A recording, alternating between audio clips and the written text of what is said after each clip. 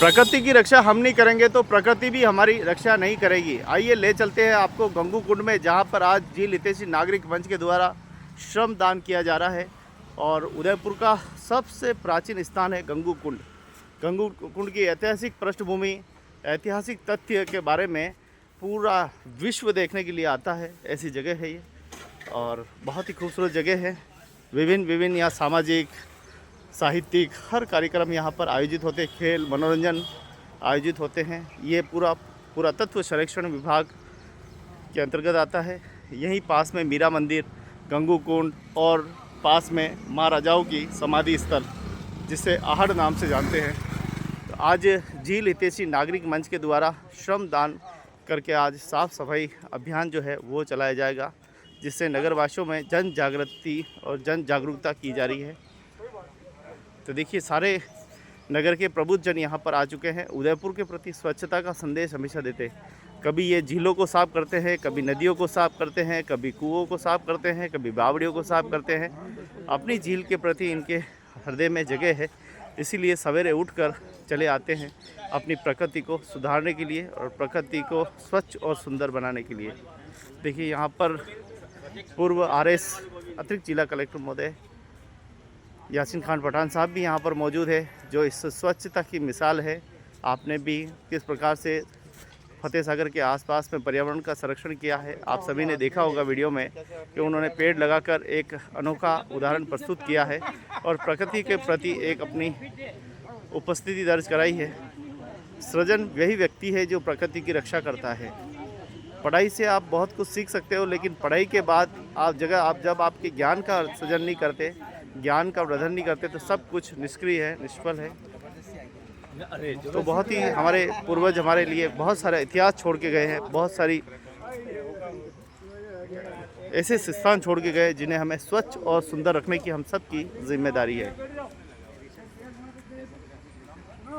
तो आप देखिए कि पर्यावरण की रक्षा और सुरक्षा के लिए हमेशा नगर के प्रबुद्ध जन, आप वरिष्ठ तैयार रहते हैं। सरकारी नौकरी के बाद भी, सेवानिवृत्त होने के बाद भी अपनी महत्वपूर्ण जिम्मेदारी, इंसान को बचाओ, प्रकृति को बचाओ, अपने जीवन को बचाओ को लेकर एक बड़ा अभियान ये चल रहा है। जी, स्वागत आपका। किस प्रकार से हम देखते हैं अपनी प्रकृति को, हम अपने जीवन को? प्रकृति को बहुत चैलेंजेस है और हम लोग कोशिश करें, थोड़ी शुरुआत भी करें या इस प्रकृति को सुरक्षित रखने के लिए, संरक्षित रखने के लिए और पर्यावरण को थोड़ा सा कम कर सके, कोशिश करने के लिए हम लोग प्रयासरत हैं। और हमारे संपर्क में जो भी आता है, पठान साहब ने मुझे टेलीफ़ोन किया, मैंने पठान साहब को किया, सरदार ने मुझे किया, तो हम सब मिलजुल कर इकट्ठे होकर एक शुरुआत किसी काम की नहीं करते हैं। और उदयपुर हमारा एक टूरिस्ट प्लेस है, लोग अच्छी इमेज लेके यहाँ से जावें, पर्यावरण की, साफ़ सफाई की और अच्छे व्यवहार की, क्योंकि मेवाड़ की अपनी शान है। वो एक अच्छी सी याद लेके जावें, अच्छी सी उनकी एक प्रकार का भाव लेके जावें, ये हमारा प्रयास है। उदयपुर का एक अच्छा सा नाम हो हमारा। जी, आप तो प्रशासनिक अधिकारी भी रहे, आप किस नज़र से इस उदयपुर को देखते हैं, इस देश को देखते हैं? उदयपुर को एक खूब बड़ी खूबसूरत सिटी है ये रही है। और आज के टाइम अगर थोड़ा उदयपुर को देखें तो कहीं लगता है हमें कि कहीं बिगाड़ हो रहा है कहीं, और ये बिगाड़ हो रहा है पर्यावरण का की तरफ हमारा ध्यान कम होकर के हमारा ध्यान सिर्फ बिजनेस की ओर, कामकाज की ओर चला गया। ये हम सब सुंदरता सोचते ज़रूर हैं, और सुंदर करने के लिए अपनी ओर से भी क्या कुछ हो सकता है, इसके ऊपर हमारा कोई सोच नहीं है। तो हम लोग हैं ये कोशिश करते हैं कि हम भले रिटायर्ड हो गए हों, रिटायर्ड होने के बाद में हम को लगता है कि हमें कुछ समाज को देना चाहिए, तो समाज को हम देने के लिए, पर्यावरण संरक्षण के लिए हम काफ़ी काम करते हैं। और ये इसलिए करते हैं कि हमें उदयपुर से बड़ा लगाव है, हमें अच्छी सिटी लगती है, उससे लगाव है। हम इसको सुंदर बनाना चाहते हैं, हमारे आने वाले टूरिस्ट को एक अच्छा संदेश देना चाहते हैं, उनको अच्छी इमेज देना चाहते हैं। ये इमेज न मेरे अकेले के प्रयास से हो पाएगी, अगर हम सब जॉइंट करेंगे तो एक हमारा इसका फल है वो अच्छा नहीं मिलेगा। दूसरी बात मैं ज़रूर कहूँगा, हम संरक्षण की बात तो करते हैं, पर इन संरक्षण को शुरुआत अपने घर से, अपने खुद के घर से, अपने आसपास से, अपने बाहर से करनी चाहिए, तभी जाकर करेंगे। अभी बहुत अच्छा समय आ रहा है, मानसून आएगा, वैसे लेट हो गया, बाकी मानसून आएगा तो हम देखो निकले, घर से बाहर निकले, कहीं पेड़, एक दो पेड़ तो लगा मैं कहीं, देखो शुरुआत तो करो, देखो कितनी खुशी देता है। पेड़ से जुड़ो, आप पेड़ से जुड़ो, पेड़ को देखो कितनी खुशी देता है आपको। हमने ग्रीन पीपल सोसाइटी की ओर से जो पेड़ लगाए हैं, हम रोज़ जाके देखते हैं उनको, उनके पत्तों की चमक देख कर हमें बड़ी खुशी होती है। ये आपको पैसों से नहीं मिल सकती, ये आपको अंदर का जहन अगर आपका होगा, उससे जुड़ा होगा, तो आप वो खुशी महसूस करोगे। फूलों पे, पत्तियों पे आपको देखो सुंदरता दिखती है, आपको वो सुंदरता देखो आप, तो आप ज़्यादा स्वस्थ भी रहोगे और ज़्यादा जियोगे भी और निरोगी रहोगे। निरोगी रहना बहुत ज़रूरी है। तो मैं सबसे आग्रह ये करूँगा कि ऐसे अवसरों पर आप निकलिए, घर से निकलिए, आइए, साफ़ सफाई में भी योगदान दीजिएगा, स्वच्छ रखने में योगदान दीजिएगा, इसको सुंदर बनाने में योगदान दीजिएगा और पर्यावरण संरक्षण के लिए काम कीजिएगा। अगर हम नहीं करेंगे, आने वाली 50 साल में देखिएगा बहुत बड़ा मतलब संकट आने वाला है। हम समझ नहीं पा रहे हैं। शुक्रिया। तो आप देखें कि किस प्रकार से झील हितैषी नागरिक मंच और सारे पर्यावरण प्रेमी यहाँ पर मौजूद है और इस प्रकृति को संरक्षण। देखिए, तो हाजी साहब हमारे बीच में हैं। हाजी साहब इधर तरफ आए। जब उदयपुर में अकाल पड़ा था तब आप उसके शायद साक्षी थे। जब अकाल पड़ा था, झीलें सूख गई, हाँ, झीलें सूख गई थी, एक बूंद पानी नहीं था। नहीं, वो तो सन 73 के बाद, हाँ, सन 73 के बाद है। हाँ। ये बिल्कुल भी ये झील है ना, ये मैदान बन गया था, मैदान में क्या लोग उसमें गायें भैंसें बकरे चराते थे। और उसी दरम्यान लोगों ने अपने नाले खोलने शुरू किए, फिर बंद नहीं कर पाए। बिल्कुल सही है। और ये जो पानी आया ना, ये आया 2005-06 बेकार दो वर्ष बारिश है। और जब ये बारिश आई ना, तो उसके साथ में दिल को भी पनपी। तो उस वक्त हमने ये प्लान बनाया जमुना सिंह देशवाल साहब ने, तो भाई ये अगर बढ़ जाएगी तो पूरी झीलें खिल जाएगी, इसलिए इसको निकालना पड़ेगा। जब से हमारा 2005 में ये झील हितैषी नागरिक मंच का गठन हुआ और जब से आज तक ये कर रहे हैं। और इस कुंड के बारे में भी कोई आवेदन आया तक भाई यहाँ पर थोड़ी मछली भर रही है, तो इसके लिए सोचो। तो आज हमने ये प्रोग्राम रखा है। लाइव डेमो भी कई मौतें हो चुकी है यहाँ पे, तो हमने एक लाइव डेमो का रखा प्रोग्राम।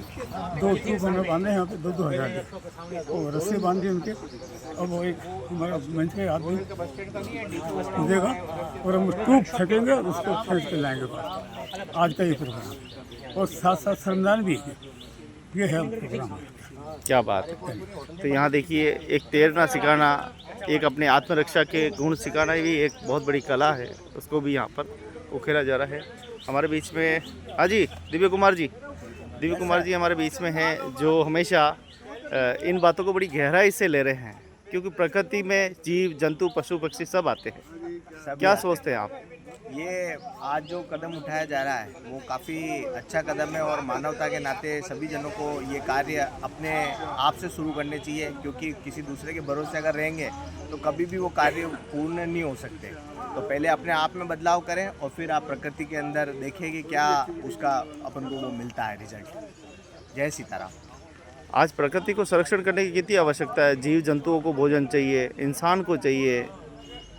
देखो, प्रकृति के अंदर जो मानव है उसको भगवान ने बताऊँ सारी चीज़ दी है। सबसे बड़ी बात, उसको बोलने का गुण दिया, तो वो बोलने के माध्यम से किसी दूसरे को बदल भी सकता है, किसी दूसरे से बात का वो कर सकता है।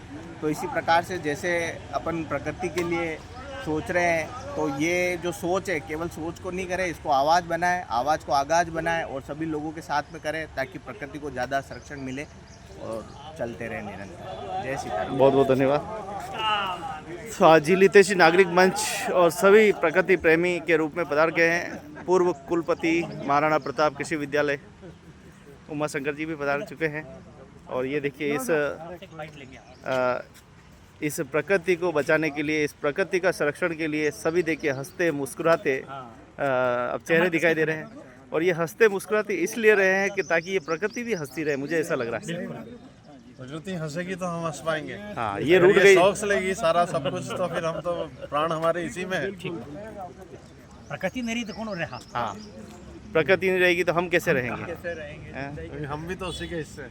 एक दिन अगर प्रकृति छुट्टी रख लेगा, आज मुझे हवा नहीं आनी है, पर्यावरण जिंदा है तो एक मिनट की बात है, एक दिन की तो बहुत लंबा है। एक दिन पर्यावरण जिंदा है तो मनुष्य भी स्वस्थ रहेगा। एक दिन जल कह दे आज मैं किसी को नहीं दूंगा तो क्या होगा?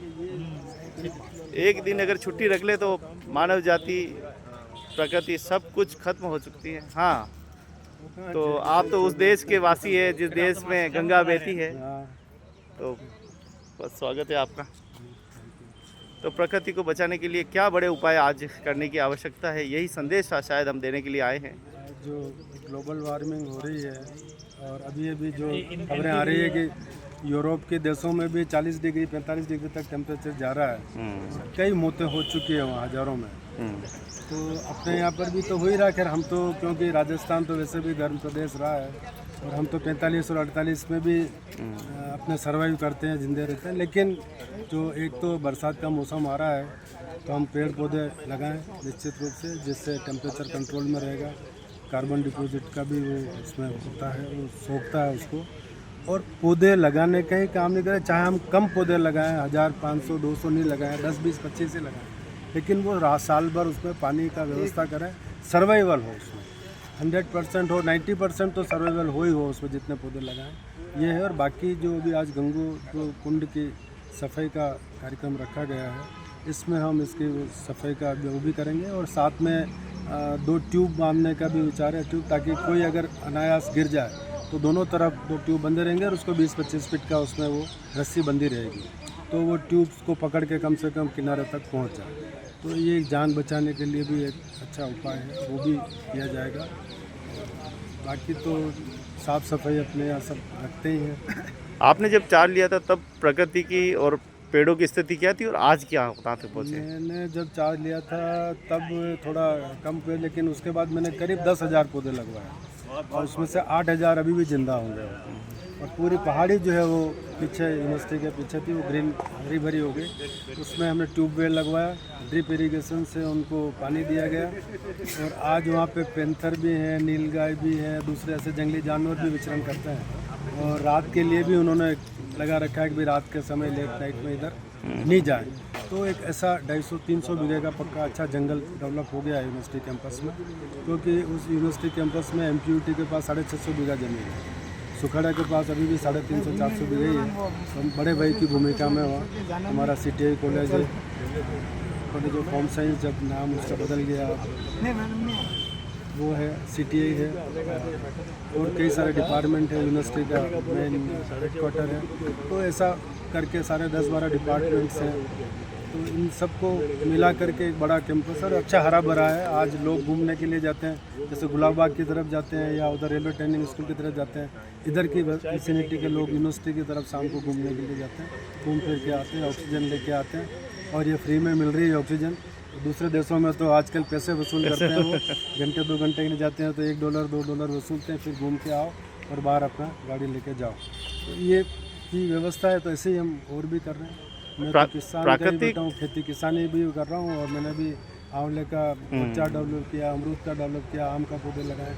और इसके ऑर्चर्ड लगाने से हमारी इनकम भी बढ़ी है और साथ साथ में ग्रीनरी भी बढ़ रही है। तो ये सब जाते हैं तो हमें मन लगता है, अच्छा खेत पे जाते हैं, देख के आते हैं। प्राकृतिक संसाधनों के भरोसे हम पहले रहते थे, उसके बाद मानव ने प्रगति की, विदेशों से पेड़ भी लाए गए। कहते हैं कि अंग्रेजी बम्बुल भी छाटे गए लकड़ी जलाने के लिए। आज भी कितनी आवश्यकता और आपको लगता है कि पहाड़ों में? अंग्रेजी बबूल तो भी एक काम तो है, कम से कम हरा भरा दिखता है वो गर्मियों के दिनों में, और उसकी जलाऊ लकड़ी भी काम आती है और कोयले अच्छे पड़ते हैं।